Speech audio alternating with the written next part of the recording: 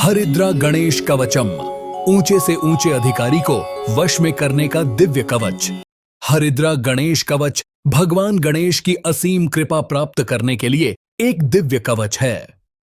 इस कवच का नित्य पाठ करने से साधक ऊंचे से ऊंचे अधिकारी को वश में कर सकता है। व्यापार की वृद्धि और नौकरी में उन्नति पाने के लिए भी इस कवच का पाठ किया जाता है। श्री बगलामुखी माता के गणेश श्री हरिद्रा गणेश जी हैं। श्री हरिद्रा गणेश जी की पूजा माता बगलामुखी की साधना के साथ ही की जाती है। हरिद्रा गणेश कवच देवताओं द्वारा पूजित और धन धान्य को प्रदान करने वाला है। इसके पाठ करने तथा कराने वाले के समस्त संकट दूर हो जाते हैं।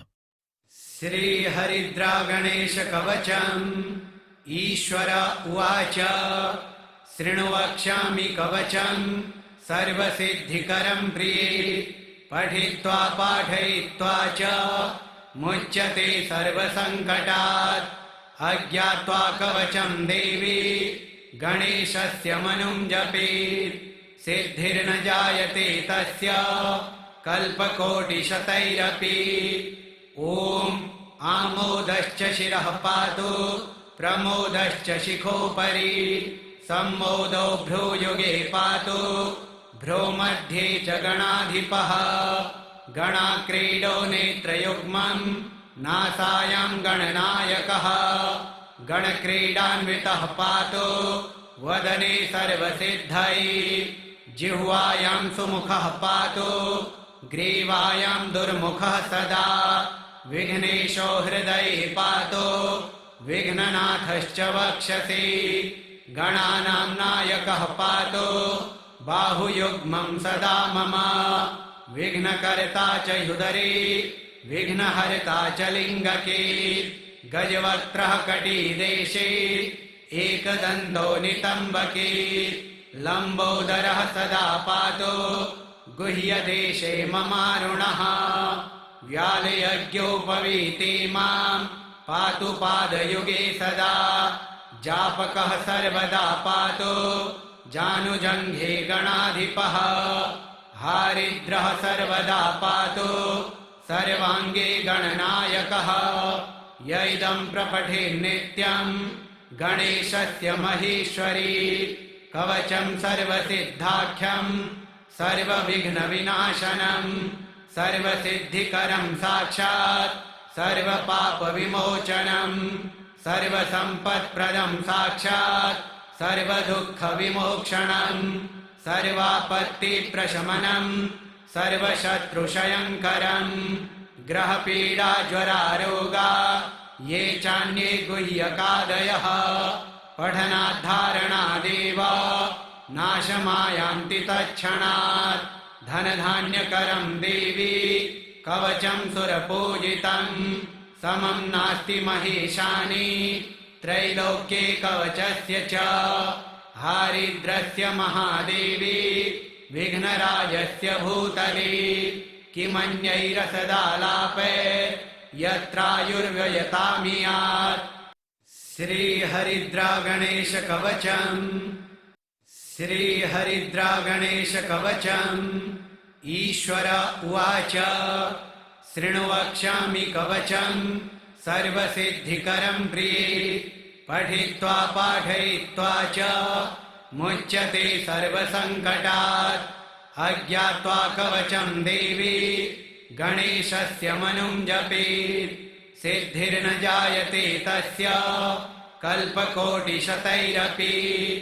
ॐ आमोदश्च शिरः पातु प्रमोदश्च शिखोपरि सम्मोदो भ्रूयुगे पातु भ्रो मध्ये च गणाधिपः गणाक्रीडो नेत्रयुग्मं नासायां गणनायकः गणक्रीडान्वितः पातु वदने सर्वसिद्धैः जिह्वायां सुमुखः पातु ग्रीवायां दुर्मुखः सदा विघ्नेशो हृदये पातु विघ्ननाथश्च वक्षसि गणानां नायकः पातु बाहुयुग्मं सदा मम विघ्नकर्ता च ह्युदरे विघ्नहर्ता च लिङ्गके गजवक्त्रः कटिदेशे एकदन्तो नितम्बके लम्बोदरः सदा पातु गुह्यदेशे ममारुणः व्यालयज्ञोपवीते मां पातु पादयुगे सदा जापकः सर्वदा पातु जानुजङ्घे गणाधिपः हारिद्रः सर्वदा पातु सर्वाङ्गे गणनायकः य इदं प्रपठेन्नित्यं गणेशस्य महेश्वरी कवचं सर्वसिद्धाख्यं सर्वविघ्नविनाशनं सर्वसिद्धिकरं साक्षात् सर्वपापविमोचनं सर्वसम्पत्प्रदं साक्षात् सर्वदुःखविमोक्षणं सर्वापत्तिप्रशमनं सर्वशत्रुक्षयङ्करं ग्रहपीडाज्वरारोगा ये चान्ये गुह्यकादयः पठनाद्धारणादेव नाशमायान्ति तत्क्षणात् धनधान्यकरं देवी कवचं सुरपूजितं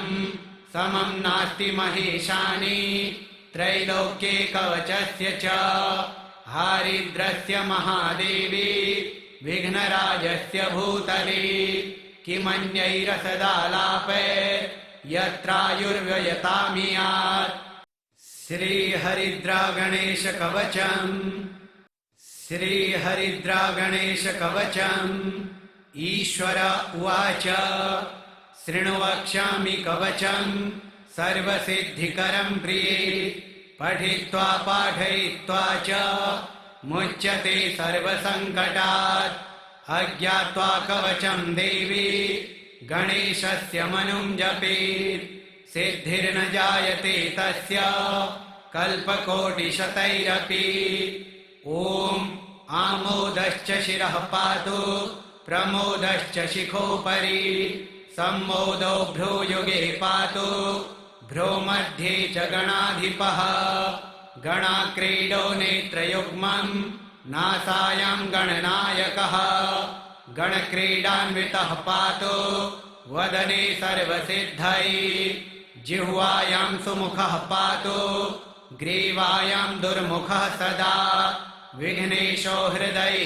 पातु विघ्ननाथश्च वक्षसि गणानां नायकः पातु बाहुयुग्मं सदा मम विघ्नकर्ता च ह्युदरे विघ्नहर्ता च लिङ्गके गजवक्त्रः कटिदेशे एकदन्तो नितम्बके लम्बोदरः सदा पातु गुह्यदेशे ममारुणः व्यालयज्ञोपवीते मां पातु पादयुगे सदा जापकः सर्वदा पातु जानुजङ्घे गणाधिपः हारिद्रः सर्वदा पातु सर्वाङ्गे गणनायकः य इदं प्रपठेन्नित्यं गणेशस्य महेश्वरी कवचं सर्वसिद्धाख्यं सर्वविघ्नविनाशनं सर्वसिद्धिकरं साक्षात्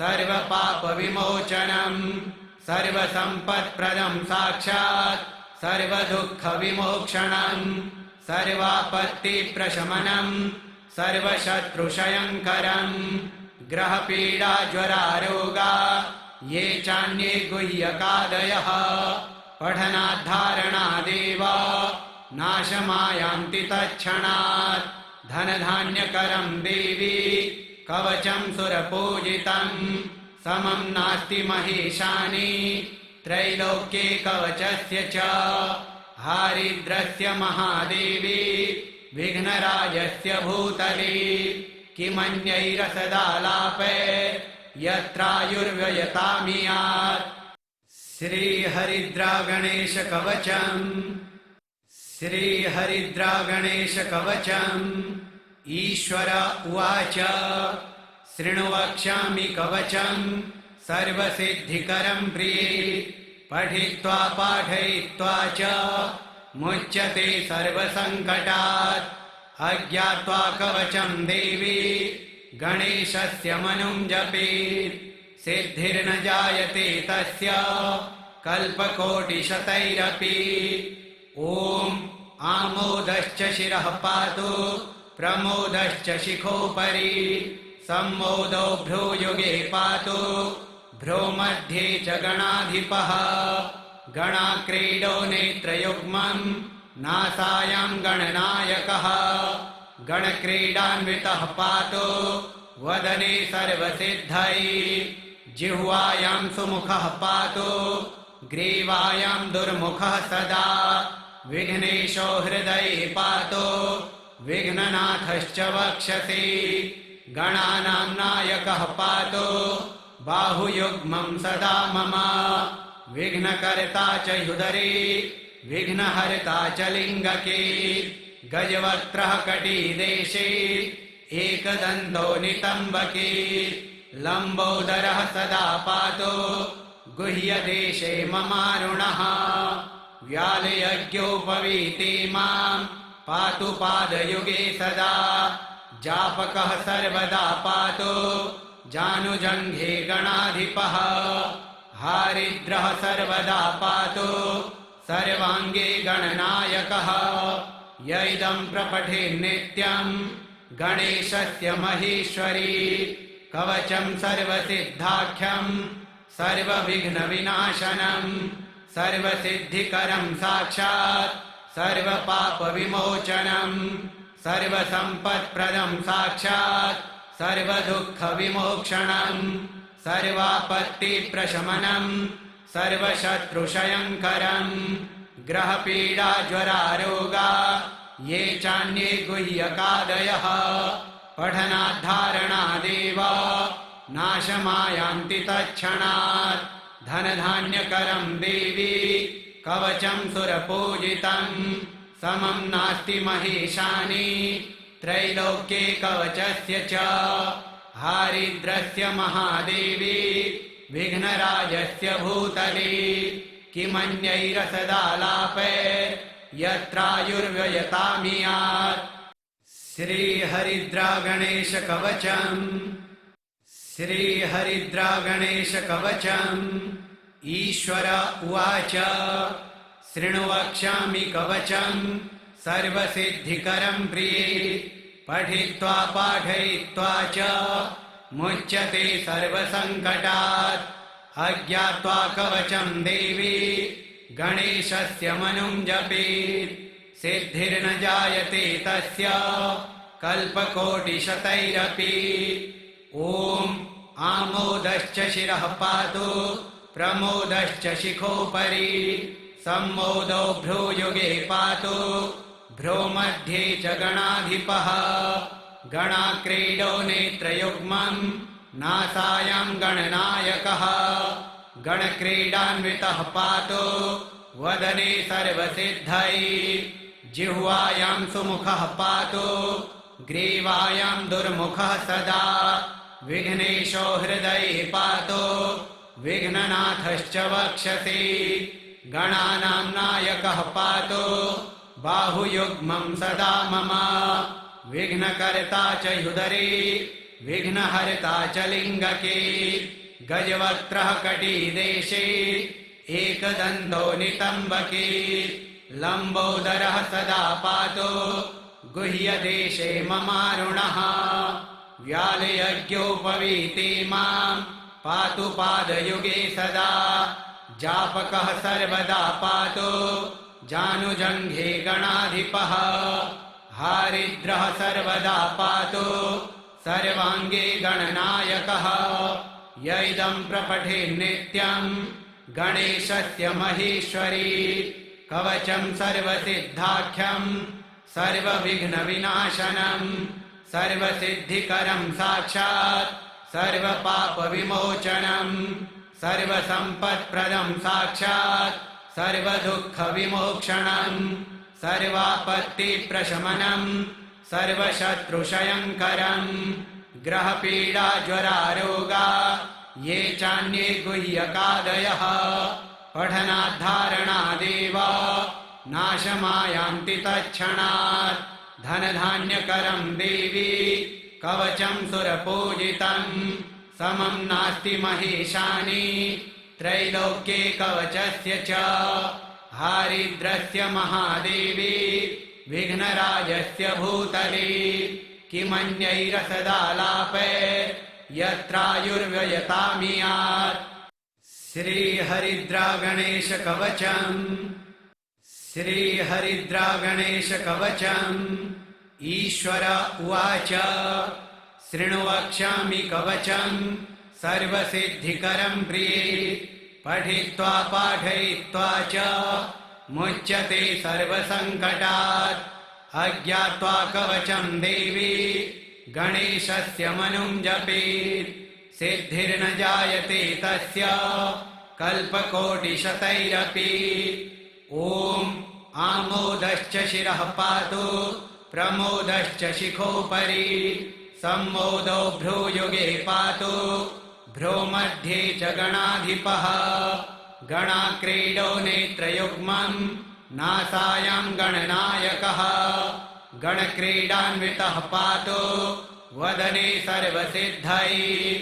जिह्वायाम् सुमुखः पातु ग्रीवायाम् दुर्मुखः सदा। विघ्नेशो हृदये पातु विघ्ननाथश्च वक्षसि। गणानाम् नायकः पातु बाहुयुग्मम् सदा मम। विघ्नकर्ता च ह्युदरे विघ्नहर्ता च लिङ्गके। गजवक्त्रः कटीदेशे एकदन्तो नितम्बके। लम्बोदरः सदा पातु गुह्यदेशे ममारुणः। व्यालयज्ञोपवीते माम् पातु पादयुगे सदा। जापकः सर्वदा पातु जानुजङ्घे गणाधिपः। हारिद्रः सर्वदा पातु सर्वाङ्गे गणनायकः। य इदम् प्रपठेन्नित्यम् गणेशस्य महेश्वरी। कवचम् सर्वसिद्धाख्यम् सर्वविघ्नविनाशनम्। सर्वसिद्धिकरम् साक्षात् सर्वपापविमोचनम्। सर्वसम्पत्प्रदम् साक्षात् सर्वदुःखविमोक्षणम्। सर्वापत्तिप्रशमनम् सर्वशत्रुशयङ्करम्। ग्रहपीडाज्वरारोगा ये चान्ये गुह्यकादयः। पठनाद्धारणादेव नाशमायान्ति तत्क्षणात्। धनधान्यकरम् देवी कवचम् सुरपूजितम्। समम् नास्ति महेशानि त्रैलोक्ये कवचस्य च। हारिद्रस्य महादेवी विघ्नराजस्य भूतले। किमन्यैरसदालापैर्यत्रायुर्व्ययतामियात्। श्रीहरिद्रागणेशकवचम्। श्रीहरिद्रागणेशकवचम्। ईश्वर उवाच शृणु वक्ष्यामि कवचम् सर्वसिद्धिकरम् प्रिये। पठित्वा पाठयित्वा च मुच्यते सर्वसङ्कटात्। अज्ञात्वा कवचम् देवी गणेशस्य मनुम् जपेत्। सिद्धिर्न जायते तस्य कल्पकोटिशतैरपि। ॐ आमोदश्च शिरः पातु प्रमोदश्च शिखोपरि। सम्मोदो भ्रूयुगे पातु भ्रो मध्ये च गणाधिपः। गणाक्रीडो नेत्रयुग्मम् नासायाम् गणनायकः। गणक्रीडान्वितः पातु वदने सर्वसिद्धैः। जिह्वायाम् सुमुखः पातु ग्रीवायाम् दुर्मुखः सदा। विघ्नेशो हृदये पातु विघ्ननाथश्च वक्षसि। गणानाम् नायकः पातु बाहुयुग्मम् सदा मम। विघ्नकर्ता च ह्युदरे विघ्नहर्ता च लिङ्गके। गजवक्त्रः कटीदेशे एकदन्तो नितम्बके। लम्बोदरः सदा पातु गुह्यदेशे ममारुणः। व्यालयज्ञोपवीते माम् पातु पादयुगे सदा। जापकः सर्वदा पातु जानुजङ्घे गणाधिपः। हारिद्रः सर्वदा पातु सर्वाङ्गे गणनायकः। य इदम् प्रपठेन्नित्यम् गणेशस्य महेश्वरी। कवचम् सर्वसिद्धाख्यम् सर्वविघ्नविनाशनम्। सर्वसिद्धिकरं साक्षात् सर्वपापविमोचनं सर्वसम्पत्प्रदं साक्षात् सर्वदुःखविमोक्षणं सर्वापत्तिप्रशमनं सर्वशत्रुक्षयङ्करं ग्रहपीडाज्वरारोगा ये चान्ये गुह्यकादयः पठनाद्धारणादेव नाशमायान्ति तत्क्षणात् धनधान्यकरं देवी कवचं सुरपूजितं समं नास्ति महेशानि त्रैलोक्ये कवचस्य च हारिद्रस्य महादेवी विघ्नराजस्य भूतले किमन्यैरसदालापे यत्रायुर्व्ययतामियात् श्रीहरिद्रागणेशकवचम् श्रीहरिद्रागणेशकवचम् ईश्वर उवाच शृणु वक्ष्यामि कवचम् सर्वसिद्धिकरं प्रिये पठित्वा पाठयित्वा च मुच्यते सर्वसङ्कटात् अज्ञात्वा कवचं देवी गणेशस्य मनुं जपेत् सिद्धिर्न जायते तस्य कल्पकोटिशतैरपि ॐ आमोदश्च शिरः पातु प्रमोदश्च शिखोपरि सम्मोदो भ्रूयुगे पातु भ्रूमध्ये च गणाधिपः गणाक्रीडो नेत्रयुग्मं नासायां गणनायकः गणक्रीडान्वितः पातु वदने सर्वसिद्धैः जिह्वायां सुमुखः पातु ग्रीवायां दुर्मुखः सदा विघ्नेशो हृदये पातु विघ्ननाथश्च वक्षसि गणानां नायकः पातु बाहुयुग्मं सदा मम विघ्नकर्ता च युदरे विघ्नहर्ता च लिङ्गके गजवक्त्रः कटिदेशे एकदन्तो नितम्बके लम्बोदरः सदा पातु गुह्यदेशे ममारुणः व्यालयज्ञोपवीति मां पातु पादयुगे सदा जापकः सर्वदा पातु जानुजङ्घे गणाधिपः हारिद्रः सर्वदा पातु सर्वाङ्गे गणनायकः य इदं प्रपठेन्नित्यं गणेशस्य महेश्वरी कवचं सर्वसिद्धाख्यं सर्वविघ्नविनाशनं सर्वसिद्धिकरं साक्षात् सर्वपापविमोचनं सर्वसम्पत्प्रदं साक्षात् सर्वदुःखविमोक्षणं सर्वापत्तिप्रशमनं सर्वशत्रुक्षयङ्करं ग्रहपीडाज्वरारोगा ये चान्ये गुह्यकादयः पठनाद्धारणादेव नाशमायान्ति तत्क्षणात् धनधान्यकरं देवी कवचं सुरपूजितं समं नास्ति महेशानि त्रैलोक्ये कवचस्य च हारिद्रस्य महादेवी विघ्नराजस्य भूतले किमन्यैरसदालापे यत्रायुर्व्ययतामियात् श्रीहरिद्रागणेशकवचम् श्रीहरिद्रागणेशकवचम् ईश्वर उवाच शृणु वक्ष्यामि कवचम् सर्वसिद्धिकरं प्रिये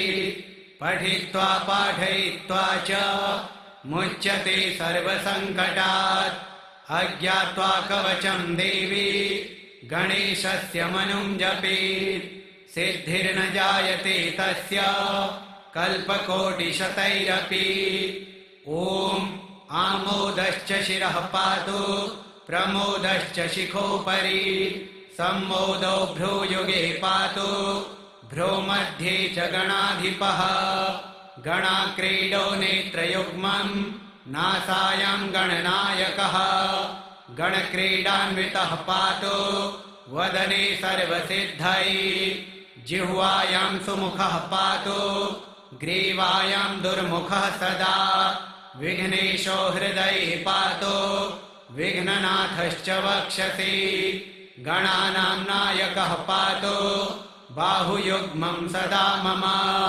विघ्नकर्ता च ह्युदरे विघ्नहर्ता च लिङ्गके गजवक्त्रः कटिदेशे एकदन्तो नितम्बके लम्बोदरः सदा पातो गुह्यदेशे ममारुणः व्यालयज्ञोपवीते मां पातु पादयुगे सदा जापकः सर्वदा पातो जानुजङ्घे गणाधिपः हारिद्रः सर्वदा पातो सर्वाङ्गे गणनायकः य इदं प्रपठेन्नित्यं गणेशस्य महेश्वरी कवचं सर्वसिद्धाख्यं सर्वविघ्नविनाशनं सर्वसिद्धिकरं साक्षात् सर्वपापविमोचनं सर्वसम्पत्प्रदं साक्षात् सर्वदुःखविमोक्षणं सर्वापत्तिप्रशमनं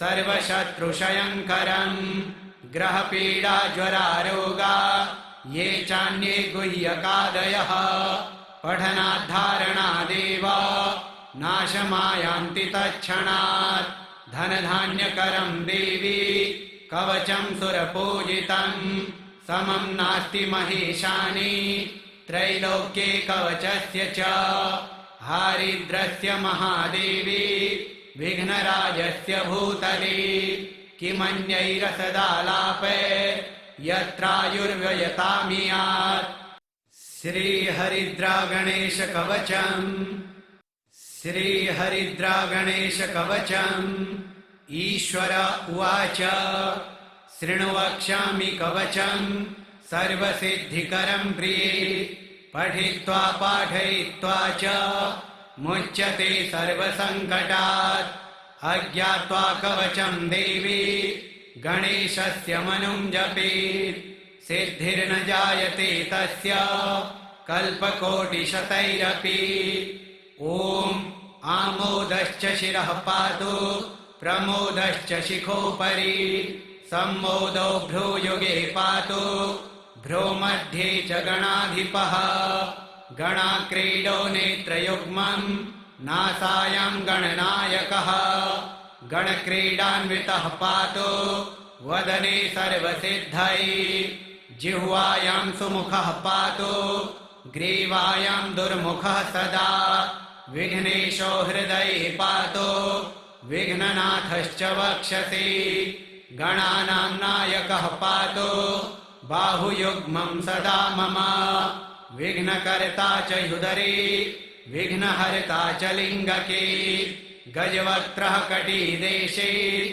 एकदन्तो नितम्बके लम्बोदरः सदा पातो गुह्यदेशे ममारुणः व्यालयज्ञोपवीते मां पातु पादयुगे सदा जापकः सर्वदा पातो जानुजङ्घे गणाधिपः हारिद्रः सर्वदा पातो सर्वाङ्गे गणनायकः य इदं प्रपठेन्नित्यं गणेशस्य महेश्वरी कवचं सर्वसिद्धाख्यं सर्वविघ्नविनाशनं सर्वसिद्धिकरं साक्षात् सर्वपापविमोचनं सर्वसम्पत्प्रदं साक्षात् सर्वदुःखविमोक्षणं सर्वापत्तिप्रशमनं सर्वशत्रुक्षयङ्करं ग्रहपीडाज्वरारोगा ये चान्ये गुह्यकादयः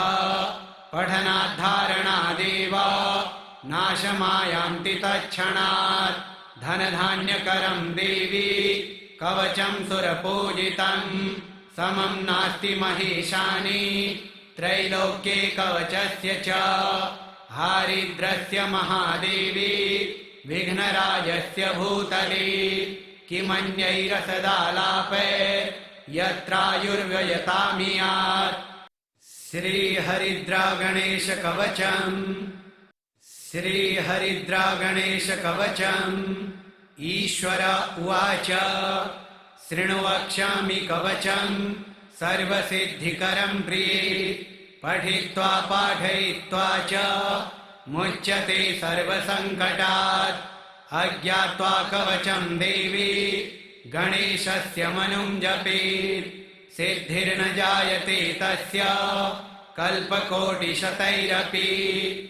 ॐ आमोदश्च शिरः पातु प्रमोदश्च शिखोपरि सम्मोदो भ्रूयुगे पातु भ्रूमध्ये च गणाधिपः गणाक्रीडो नेत्रयुग्मम् नासायां गणनायकः गणक्रीडान्वितः पातु वदने सर्वसिद्धैः जिह्वायां सुमुखः पातु ग्रीवायां दुर्मुखः सदा विघ्नेशो हृदये पातु विघ्ननाथश्च वक्षसि गणानां नायकः पातु बाहुयुग्मं सदा मम विघ्नकर्ता च हृदये विघ्नहर्ता च लिङ्गके गजवक्त्रः कटिदेशे एकदन्तो नितम्बके लम्बोदरः सदा पातु गुह्यदेशे ममारुणः व्यालयज्ञोपवीति मां पातु पादयुगे सदा जापकः सर्वदा पातु जानुजङ्घे गणाधिपः हारिद्रः सर्वदा पातु सर्वाङ्गे गणनायकः य इदं प्रपठेन्नित्यम् गणेशस्य महेश्वरी कवचं सर्वसिद्धाख्यं सर्वविघ्नविनाशनं सर्वसिद्धिकरं साक्षात् सर्वपापविमोचनं सर्वसम्पत्प्रदं साक्षात् सर्वदुःखविमोक्षणं सर्वापत्तिप्रशमनं सर्वशत्रुक्षयङ्करं ग्रहपीडाज्वरारोगा ये चान्ये गुह्यकादयः पठनाद्धारणादेव नाशमायान्ति तत्क्षणात् धनधान्यकरं देवी कवचं सुरपूजितं समं नास्ति महेशानि त्रैलोक्ये कवचस्य च हारिद्रस्य महादेवी विघ्नराजस्य भूतले किमन्यैरसदालापे यत्रायुर्व्ययतामियात् श्रीहरिद्रागणेशकवचम् श्रीहरिद्रागणेशकवचम् ईश्वर उवाच शृणु वक्ष्यामि कवचम् सर्वसिद्धिकरं प्रिये पठित्वा पाठयित्वा च मुच्यते सर्वसङ्कटात् अज्ञात्वा कवचं देवी गणेशस्य मनुं जपेत् सिद्धिर्न जायते तस्य कल्पकोटिशतैरपि। ॐ आमोदश्च शिरः पातु प्रमोदश्च शिखोपरि सम्मोदो भ्रूयुगे पातु भ्रूमध्ये च गणाधिपः गणाक्रीडो नेत्रयुग्मम् नासायां गणनायकः गणक्रीडान्वितः पातु वदने सर्वसिद्धैः जिह्वायां सुमुखः पातु ग्रीवायां दुर्मुखः सदा विघ्नेशो हृदये पातु विघ्ननाथश्च वक्षसि गणानां नायकः पातु बाहुयुग्मं सदा मम विघ्नकर्ता च हृदये विघ्नहर्ता च लिङ्गके गजवक्त्रः कटिदेशे एकदन्तो नितम्बके लम्बोदरः सदा पातु गुह्यदेशे ममारुणः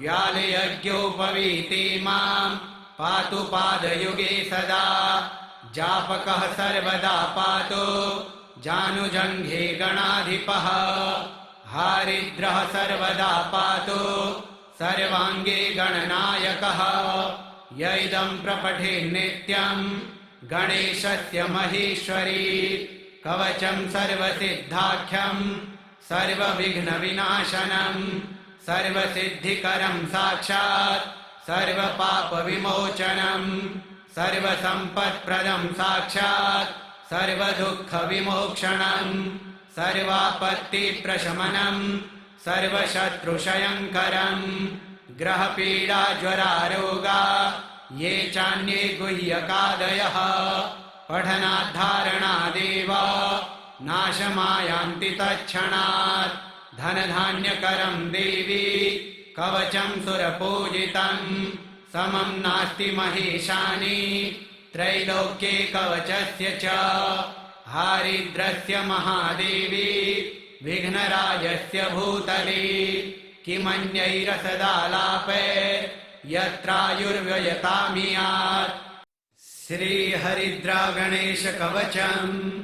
दुर्लभ मंत्रों और प्रयोगों को पाने के लिए सब्सक्राइब करें मंत्र साइंस चैनल को।